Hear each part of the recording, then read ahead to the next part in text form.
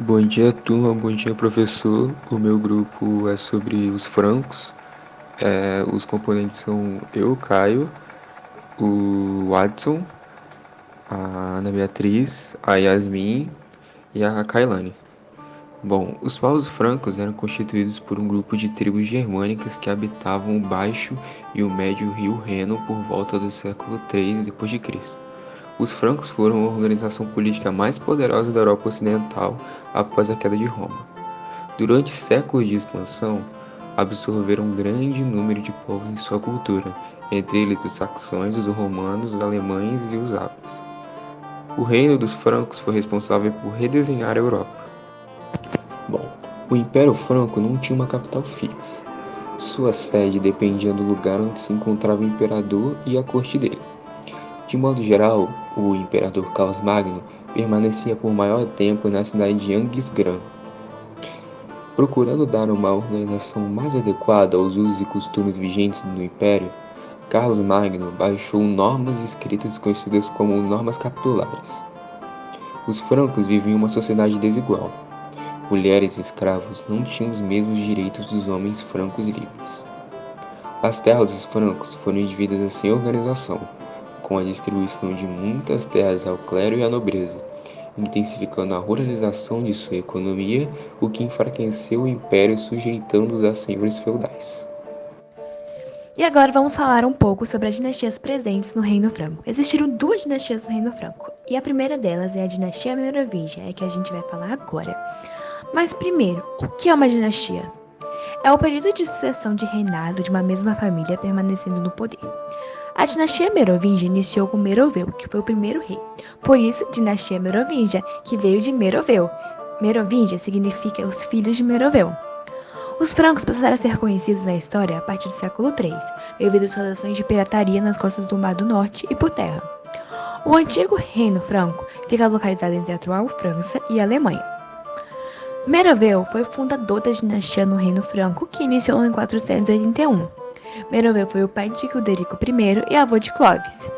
Os descendentes de Meroveu impuseram sua hegemonia na Gália e os primeiros reinos francos conseguiram construir o mais poderoso reino da Europa Ocidental. Eles são muito grandiosos mesmo. Mesmo com os merovingios teoricamente convertidos ao cristianismo, tinham sinais ligados ao misticismo, pois acreditavam em seres místicos. Um exemplo é o próprio Meroveu, que acreditava em um segundo pai que vivia no mar, o Quinotauro. Um outro exemplo é que o motivo dos reis merovingios terem cabelos compridos dava devido à Sansão, que continha sua força nos cabelos. Então, os reis merovingios tinham cabelos enormes, gigantescos, pois acreditavam que a sua força estava neles. Não existe, infelizmente, muitos registros do reinado de Meroveu.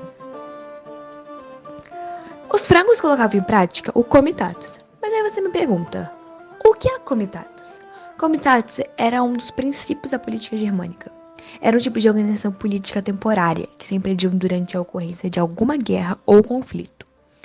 Um chefe guerreiro era designado para comandar um grupo de soldados organizado contra a invasão de um outro povo guerreiro. Nesse acordo, o chefe do grupo militar prometia defender o interesse de seus comandantes. Em troca, os comandados prometiam obedecer às decisões do chefe guerreiro. Esse tipo de relação social, instituída pela lealdade, influenciou as criações de relações de servidão, suzerania e vassalagem presentes na Idade Média. E depois de Meroveu, o próximo rei muito importante para os francos foi seu neto, Clovis. Agora, gente, eu vou falar desse cara que acabou se tornando o bambambam do reinado franco. Tô falando dele mesmo, o neto do grande Meroveu, o Clovis, aonde ele assumiu seu reinado aos 15 aninhos de idade e aos 20 ele já começou a expandir e unificar suas tribos, já que era comitatus. E isso fez que Clovis encontrasse seus fechamentos, ou seja, os seus aliados. E isso elevou a sua popularidade. Enfim, gente, o cara é bom. Mas Clovis não era nenhum santo, não. Primeiro, que ele ainda era politeísta. E nas guerras, ele gostava de matar geral. Gente, pensa num cara que gostava de matar. Era o tal do Clovis. Mas aos 30 anos, essa história começou a mudar, porque Clovis resolveu tretar com os alarmandos. E foi uma luta muito difícil, na qual ele achou que iria tirar de letra, né? Mas não foi isso. Coitado, acabou sendo iludido. Mas calma.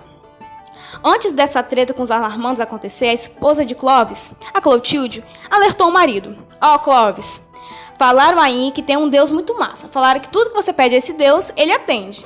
É o tal do Deus dos cristãos.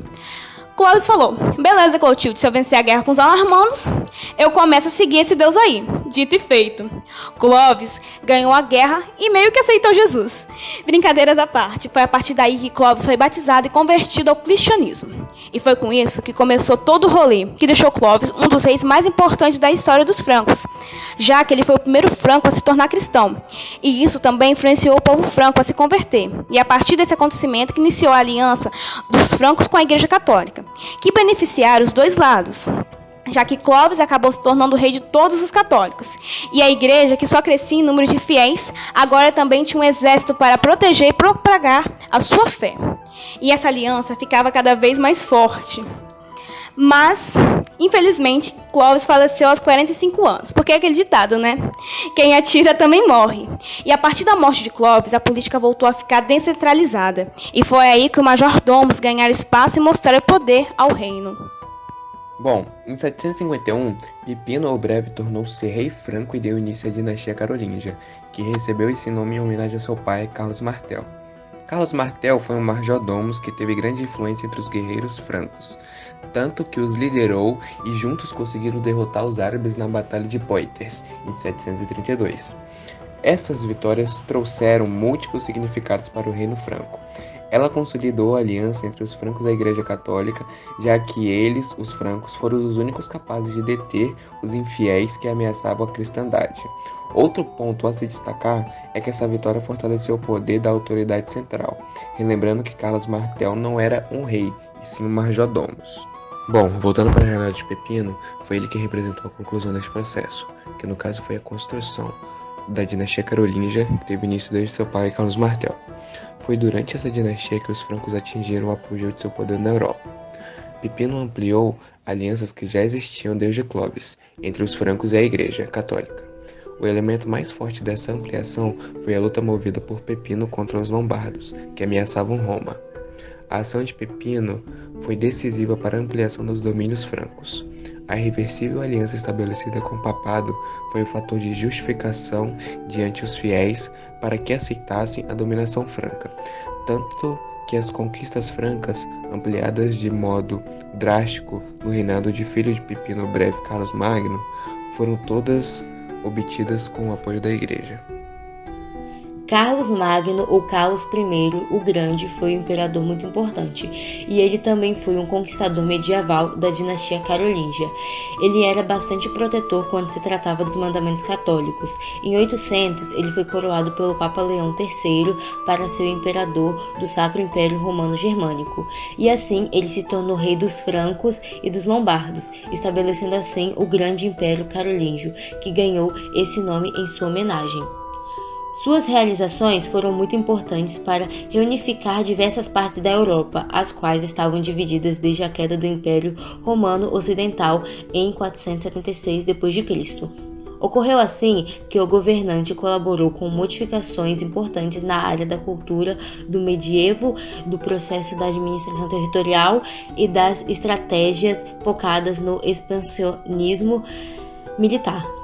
Sendo assim, além de ajudar com a disseminação da religião católica, ele também valorizava e prezava pela arte, letras e educação. E com isso, ele realizou uma reforma educacional na Europa.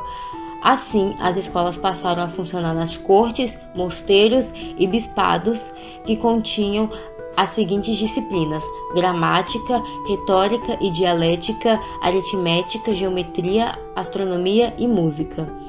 E esse período de florescimento das artes e da cultura ficou conhecido como Renascimento Carolíngio.